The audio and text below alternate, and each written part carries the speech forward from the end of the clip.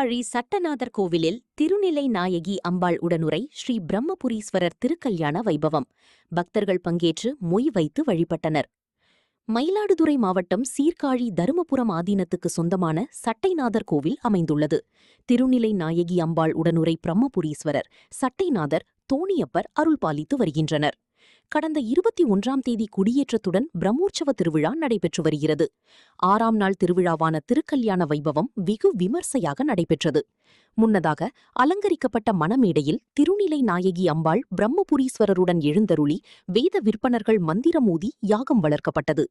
பின்னர் வேத விற்பனர்கள் மந்திரங்கள் முழங்க சிவாச்சாரியார்கள் மங்கள நாணை அணிவித்து திருக்கல்யாண வைபவம் நடைபெற்றது. இதில் ஆயிரக்கணக்கான பக்தர்கள் பங்கேற்று மொய் வைத்து வழிபட்டனர். முன்னதாக மாப்பிள்ளை அழைப்பு, பெண் அழைப்பு, மாலை மாற்றும் நிகழ்வு, சீர்வரிசை ஊர்வலம் நடைபெற்றது. தொடர்ந்து திருநிலை நாயகி அம்பாள் உடனுரை பிரம்மபுரீஸ்வரர் திருக்கல்யாணம் நடைபெற்றது. பின்னர் திருமண கோலத்தில் சுவாமி அம்பாள் புஷ்ப விமானத்தில் இரவு புறப்பாடாகி இன்னிசை நாதஸ்வர கச்சேரியுடன் வீதியுலா நடைபெற்றது.